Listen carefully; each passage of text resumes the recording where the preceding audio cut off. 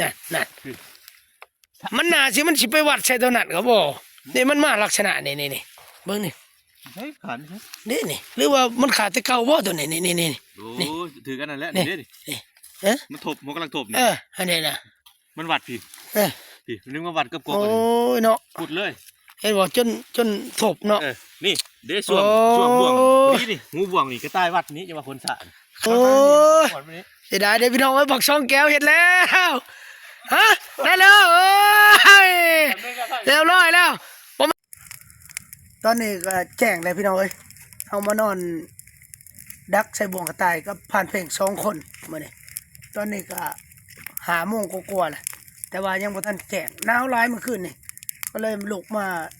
ดังไฟผิงเมื่อคืนนี้มีเหตุการณ์พี่น้องเอ้ยป้าโตเหตุการณ์สยองขวัญเมื่อคืนนี่ถือผีหลอกจังมันเสียงอิหยังเสียงประหลาดนะ เอามานอน2 คน มานอน2 คนก็ผ่านเพลงพี่น้องเอ้ยเสียง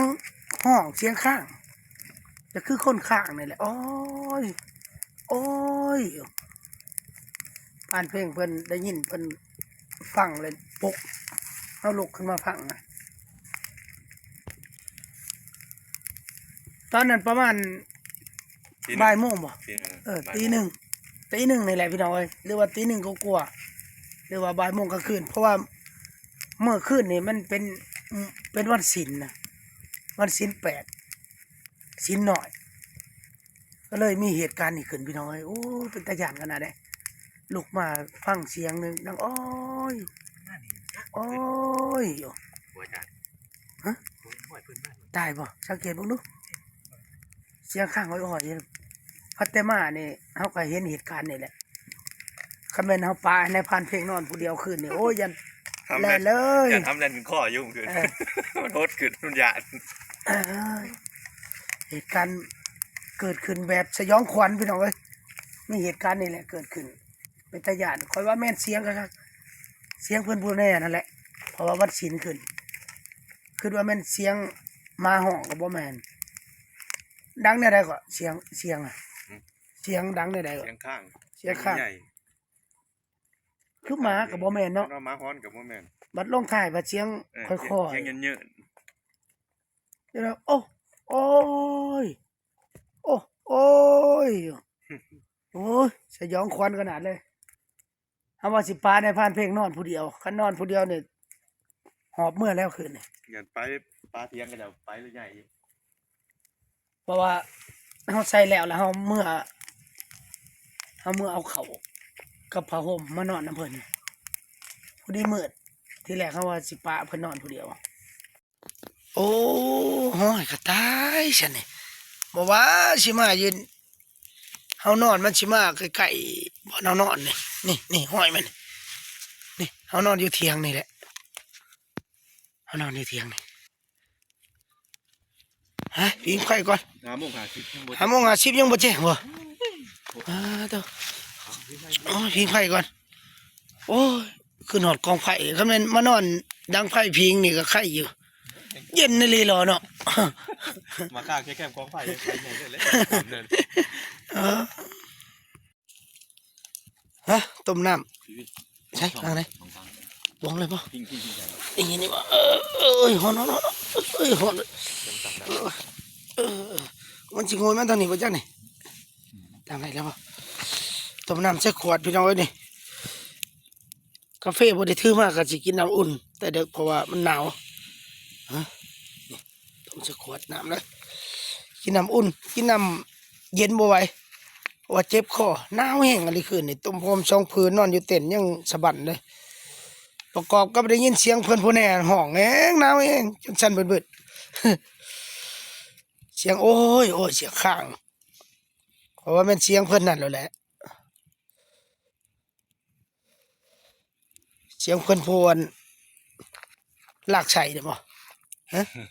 เพิ่นนั่นบอกกะว่าคือได้เพิ่นหิวแนวกินเพิ่นห้องว่าจังได๋เพิ่นบ่ได้ออกกินเลยมันกำลังออกวันศีลจ้ะเนาะวันศีลบ่ได้ไกลบ่ได้เสียงจากเข้าอยู่นี่ประมาณได้บ่300 เมตรนะ300 เมตรเนาะประมาณนั้นประมาณนี้แหละเสียงโหยหวนโอ้ยเป็นตาย้านขนาดพี่น้องเอ้ยคืนนี่ เอาพอดีมาหอดจุดที่สองบจอดรถก็มาเบิ่งเห็นห้อยไปเจอเลยนี่นี่ห้อยมาขึ้นนี่ได้เหยียบห้อยเกิบห้องนี่อ๋อตัวโอเคพี่น้องเอ้ยโอเคแล้วนี่เหยียบห้อยเกิบไปใช่นี่มันไปนี่ห้ามรักไว้เบิดฟันขึ้นนี่ฟันดีขนาดพี่น้องเอ้ยฟันว่าผู้บ่าวกับผู้สาว3 คู่ขึ้นมาแล้วมากอดมาจูบกันอยู่ในเถียงนาบนเฮานอนนะแต่เก่ากันฟันเนี่ยนี่แหละเจอแล้วแหละ3คันฟันคือแต่เก่าแล้วแม่นฟันเห็นผู้สาว3 คนมีแต่ผู้สาวสำหน่อยกับผู้บ่าวมากอดมาจูบกันบนเถียงนาเฮานอนนี่แหละ3 คู่แสดงว่าเจอ3 ตัวคันตามความฝันนะแต่เก่าเห็นไหมเรียบร้อยป่ะทางนี่เอ้ยเพลวคือเก่ามันบ่มาเที่ยวเส้นนี่บ่ยังงามคือเก่าเมื่อก่อนน่ะเที่ยวก็เที่ยวมาเนี่ยเจอเลยมันเที่ยวบนไม้ไปรอลุ้นดักต่อไปหลังต่อไปยังหลายอยู่ป้าตัวโอ้ยไอ้ยิ้มเลยเมื่อคืนนี่ฮะมีลุ้นพี่น้องเอ้ยบาทเนี่ยเอานี่เอ้ยไปเจอไปใส่เลยนี่นำไปเบิ่งก่อนบอลนั่นบ่วงพันเพลงดักเลยไปเบิ่งนี่แม่เขานี่คักปันหยังนี่บอกมันเขานี่พันเพลงมันใส่ดักไว้ทางไหนเพิ่นยามก่อนแล้วเรียบร้อยแล้วพ่อจักฮะอ้าวนี่บ่วงเพิ่นยังคือเก่าคือว่าห้อยเข้ามานี่นำเข้ามานี่โอ้ยมันรักนี่ไปถือลังอยู่ลุ่มหมุนพ่อจักว่ามันกินไปไอ้หลุนน้ำกันพี่น้องเอ้ยส่งคือแท้ความฝันก็คือแท้มันนี่เอาดักไว้อยู่หลุมบนมันกินแตกแตนเบิดเมื่อวานเลยฮะทราบความฝันนี่ว่ามันอยู่แล้วพี่น้องเอ้ย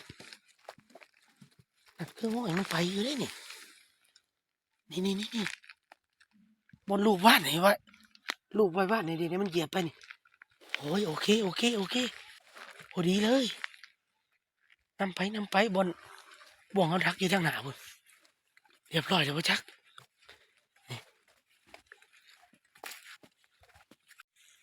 โอ้สิประมาณไหนบ่มื้อนี่นอนเมื่อคืนนี่ก็โดนของแท้พี่น้องเอ้ยของแท้มาข้างใจห้องโอ้ยประมาณละมักนาวหัวลูกประมาณตี 1คืนนี่เพราะว่าเป็นวันศีลหน่อยประมาณตี 1ห้องจนห้องแล้วก็หยุดเช้าจนประมาณตี 2จังได้เช้าเลยมิดเลยเสียงห้องเสียงเย็นเสียงหยังห้องบ่แม่นเรียบร้อยแล้วบ่แม่นเรียบร้อยแล้วบ่หลังนี่บ่แม่นเรียบร้อยแล้วบ่ขอนใหม่มันดึงไปนี่คือแล้วนี่เรียบร้อยแล้วนี่เอาแน่เบิ่งขอนน่ะขอนมันดึงไปใส่หัวทางเรียบร้อยแล้วบ่จังนี่เรียบร้อยแล้วคือแล้วฮะก็จะก็แม่นคนเตะฮะแก้ขอนไปนี่เรียบร้อยแล้วบ่นี่ใช่ฮะเฮ้โอ้ยใช่เลยเรียบร้อยเอ้าคือเป็นจังซี่บาดนี่เอาแล้วเฮ้ขอน้องควงไว้นี่มันแก้มานี่เบิ่งนี่ว้ายเห็นแต่คนแตนโอ้ยผิดพลาดได้อะไรวะนี่ขนมันนี่ขนมันนี่เอาแล้วเบิ่งบ่วงคือยังคือเก่าบ่วงขาดบ่จักนี่ถึกได้นี่เอาแล้วแนวใดวะหรือว่าคนปลดเอาบ่จักนี่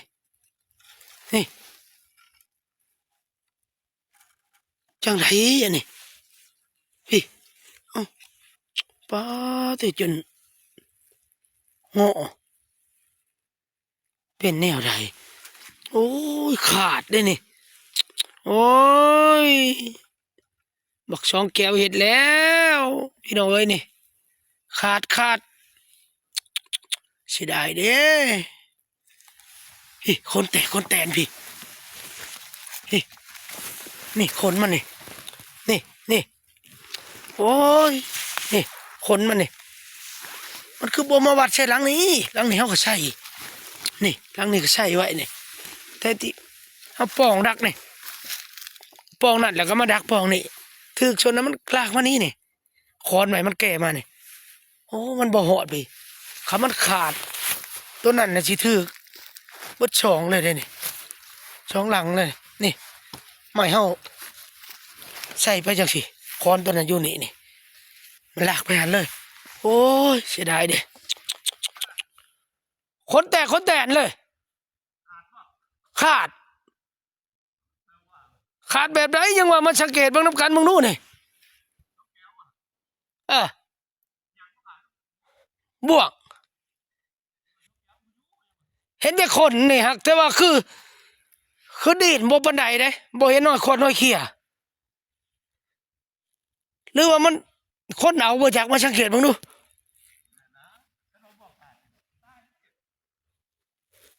โอ้ยเสียดายเด้ปองนี่ยังคือเก่านี่โอ้ยพี่มันมาตำตัวนี้ขาดมันบุตัวนี้บ่วงบ่งามแน่นะแตกเลยบ่วงตัวนี้เห็นบ่เนี่ยนี่เห็ดบ่วงแตกออกเลยจากขันตัวนี้นะอันนี้นะมันอยู่ลักษณะนี่เบิ้งนี่เห็นบุคคลมันในเงาใหม่นี่นั่นมันน่าสิมันสิไปวัดใช่ตัวนั้นก็บ่นี่มันมาลักษณะนี่เบิ้งนี่ เฮ้ยขัน นี่หรือว่ามันขาดแต่เก่าบ่ตัวนี้นี่ โอ้ถือกันนั่นแหละนี่ดิมันถบมันกำลังถบนี่อันนี้นะมันวัดพี่พี่นึกว่าวัดกับกบ โอ้ยเนาะพูดเลยเห็นบ่จนถบเนาะนี่เด้ส่วงบ่วงนี่งูบ่วงนี่ก็ใต้วัดนี้จะมาคนสานคันแม่นว่ามันบ่มีมันเวงไปใช่ตัวนั้นอยู่เนาะมันบ่ขาดตัวนี้โอ้ยเสียดายเด้พี่น้องเอ้ยบักช่องแก้วเห็ดแล้วฮะได้แล้วเอ้ยเรียบร้อยแล้วบ่แม่นตัวเดียวกันบ่จักซั่นฮะโอ้ตัวแม่หรือตัวผู้น่ะตัวผู้มันแต้มหนึ่งเลยสร้างความฝันนี่ขันแบบนี้มันต้อง3 แต้มแล้วไหนผิดพลาดพี่น้องเอ้ยเขาก็ได้ขาดบาทนี่โอ้ยบาทนี่พี่น้องเอ้ยเสียด3 แก้วบาทนี่สิไปซื้อลวดมาพัน3 แก้วเลยผิดพลาดแต่เก้าก็อยู่ของยองตัวนี้มันก็ตายใหญ่บางขี่มันนี่มันดึงมาวัดใช่ตัวนี้เลยคนแตนเลยมันก็เลยขาดเบิ่งลวดจนถบงอหลอกของเลยยังไม่หลุดอยู่หรอกยังแต่ละเท่ากันยังแล้วก็จุดที่3ทางเมื่อผมก็ยังในพันเพลงหมานแล้วตัวหนึ่งเด็ดๆเลยตามความฝันนี่ต้อง3นะคันฝันเป็นจริงครับเราหลุดน้ำกันพี่น้องเอ้ยหมานอีกมาดิยังเรือลังสุดท้ายเฉพาะชุดที่2นะบอลเอาดักใส่โหมบอลน้อยผ่านเมื่อวานนี่คือบ่เห็นบ่วงแปลกแล้วพี่น้องแปลกแล้วบ่เห็นบ่วงเลยเอ้าบ่วงไปใช่บ้านนี่โมเมนต์เรียบร้อยแล้วบ่นี่คอนมาก็ยังคือเก่าโอ้ยเป็นจังไหนอันนี้เป็นจังไหนอันแบบนี้ถ้ามันล่มไม่เนี่ยต่ำมันได้นี่โอ้ยบ่วงล่มไอ้เนี่ยโอ้ยฟานตัวนั้นแหละมาต่ำเนี่ยบ่ถือแข้งมันต่ำเลยในห้อยมันน่ะโอ้ยฟานตัวนี้เที่ยวไปเที่ยวมาเลยนี่มาต่ำบ่วงเขาคือเขาโอ้ยเสียดายใส่เหี่ยวเอาเลยกันแนวนี่โอ้ยเสียดายดิใส่บ่วงกระต่ายมันผ่านมาเตะบ่วงเขาลบเลยยังรอหล่นทางนายพานเพ่งเพิ่นทำได้แต้มหนึ่งแล้วยังเพิ่นยังเลาะยามอยู่เจ้าหน้าเขาก็สิเลาะยามยัง3 หลังสุดท้ายอยู่ทางเอาเมื่อพุ่นแหละโอ้ยเสียดายขนาดพี่น้องเอ้ยบ่วงเฮาเนี่ยเฮาเฮ็ด2 แก้วผ่าน2 แก้วมันบ่อยู่มันขาด มันมาเกี่ยวกับต้นติ๋วเห็นแต่ขนเหลือแต่ขนต้องเสียดายขนาดเลยบาดนี้เอาสิไปพันเอา3แก้วหนาๆเลย มันจังอยู่ใครแน่แต่ในผ่านเพิ่นได้แต้มหนึงแล้วยังรอลุ้นอีกหลังต่อไปเฮาก็ยัง3หลังอยู่ใต้เดี๋ยวสิไปเลาะยามอีกพี่น้องเอ้ยนอนดักบ่วงกระต่ายนอนอยู่เถียงหน้าเพิ่นเจอพี่หลอกขึ้นนี่ป๊บอกมาบักนาวแตกเงียบเลยเฮาบ่ได้ถ่ายคลิปให้เบิ่งเพราะว่าเฮานั่งอยู่ในเต็นท์เฮาฟังเฮาบ่กล้าไต่ไฟย่านคือเพิ่นเว้าย่านมันเป็นแสงออกมานะเสียงห้องนะวอนวอนโอ้ยจนเย็นเยือกห้องโอ้ยโอ้ยโอ้ยโอ้ยโอ้ยประมาณนี้แหละเสียงห้องคันว่าเสียงหมาหอนบ่แม่นเพราะว่ามันค่อยลงในผ่านเพลงปลุกเข้ามาประมาณตีหนึ่งห้องจนพุ่นจนฮอดตีสองจังเงียบเฮาบ่กล้าออกแต่เต้นเลยเมื่อคืนนี้เฮาคิดว่าสิไต่ไฟออกมาถ่ายให้พี่น้องเบิ่งแต่เฮาบ่กล้าเฮาย้านมันเป็นแสงลอยโคมลอยไปลอยมาคือเฮาเห็นในคลิปเขาเจ้าถ่ายเฮาย้านมันเป็นผีกระสือมันโหยหวนมันหิวอู้ยว่าหนาวลุกเลยตัวผมตั้งเลยอาอืมตัวสิบ่กล้ามานอนเลยในเถียงนี่ย้านต้องมาหลายคนไปฟังข่าวในพันเพลงก่อนโอ้ตัวนี้ห้อยเห็ดนี่ห้อยเห็ดเนี่ยนี่สีจุ่มๆนี่ห้อยเห็ดอย่างนั้นตัวนี้เฮ้ยตัวนี้ห้อยกระต่ายตัวนี้นี่ห้อยกระต่ายนี่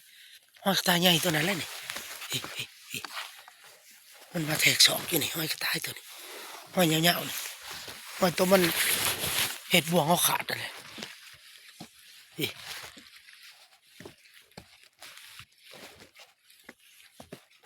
กระต่ายผูนะตัวนี้เบิ่งขี่มันนี่แหลมๆบอลมันมาหากินนี่มันจะหากินหญ้าอ่อนน้ำค้างไฟนี่ส่วนหลายเดี๋ยวมันสิเป็นหญ้าแบบนี้หญ้าบางหญ้าปักสินคนน่ะนี่มากินแถวนี้แหละนี่เบิ่งขี่มันนี่เบิ่งขี่มันนี่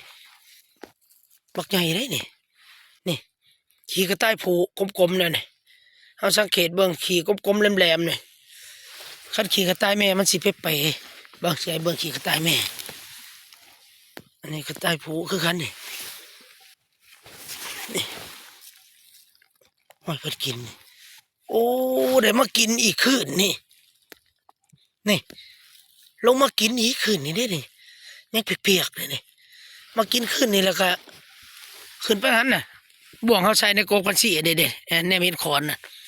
ออกไปหันสิไปตำบ่วงเขาน่ะลงมากินจักลงทางไหนนี่ลงมากินในคืนนี่ยังไม่ไหม้นี่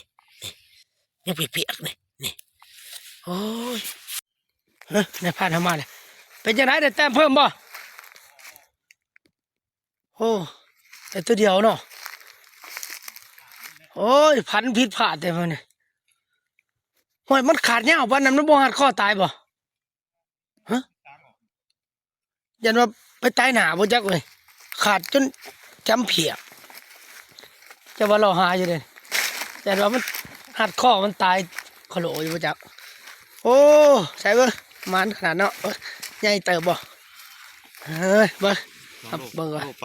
โลไปบ่ประมาณโล8 2โลเนาะนี่สิประมาณโล8 2โลนะ2โลได้อยู่ขี่บ่ได้ฆ่าคนบ่นี่บ่แม่นบ่นี่ขี่ฆ่าคนบ่ยันนี่คันขี่ฆ่าคนนี่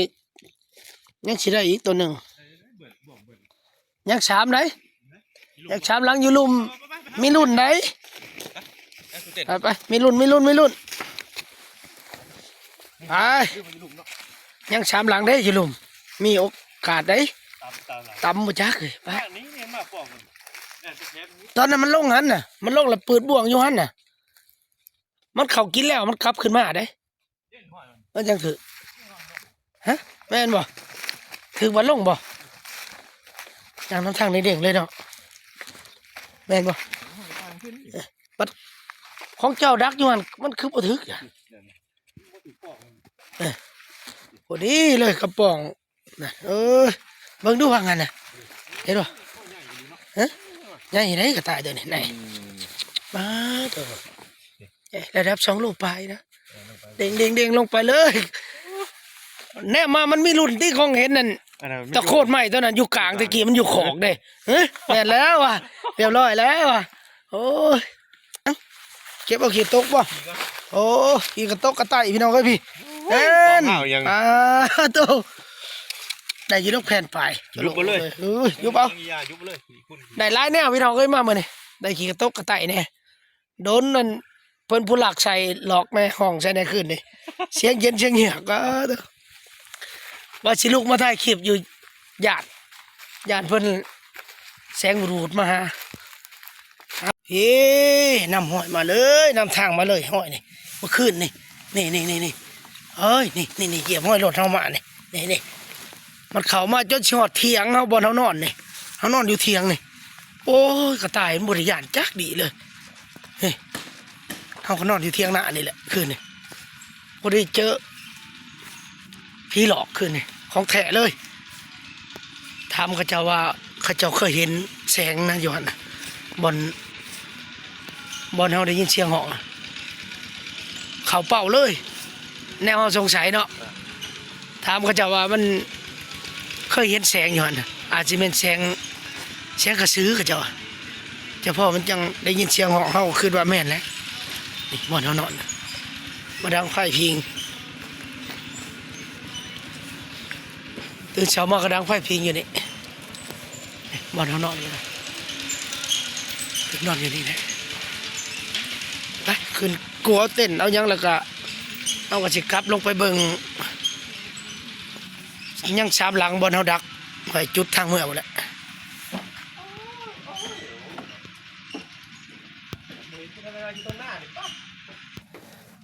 นี่บ่อนเฮานอนก็ได้ขึ้นนี่นอนอยู่เต็นท์นี่หนาวขนาดหนาวแห้งเลยนอนอยู่เถียงหน้าเพิ่นก็เลยบ่กล้าออกแต่เต็นท์เลยมันเสียงห้องดังอ้อยอยู่ทางนั้นแหละนี่ประมาณอยู่ทางนี่เสียงขึ้นนี่เอาบ่กล้าออกเลยดักเลยมาถามเพิ่นยามมื้อเช้าคนบ้านเขาเจ้าว่าเคยมีแสงอยู่หั่นเขาเจ้าเห็นเรื่อยๆอยู่เอ้ยอบกลัวใช้เบิ่งดูตัวใหญ่ซำใดเบิ่งอีกคนพี่น้องเอ้ยตื่นให้ผ่าน6 ขวบแล้วยังเป็นยังบ่ทันน่ะโอ้เด้นี่ใหญ่เติบอยู่บ่ได้ใหญ่ปานใดได้ตีนมัน2 โลน่ะประมาณนี้เอามันแล้วพี่น้องเอ้ยไปแล้วล่ะบ่แล้วครับยังมีรุ่น3 หลังนั่นแหละตุ่มให้บ่จักเลยฟันผิดพลาดพี่น้องเอ้ยแต่เก่าฟันแบบนี้ได้3แต่นี่ได้ตัวหนึ่งบ่แน่ยังบ่วง3 หลังเฮาดักไว้พุ่นอยู่ลุมพุ่นไป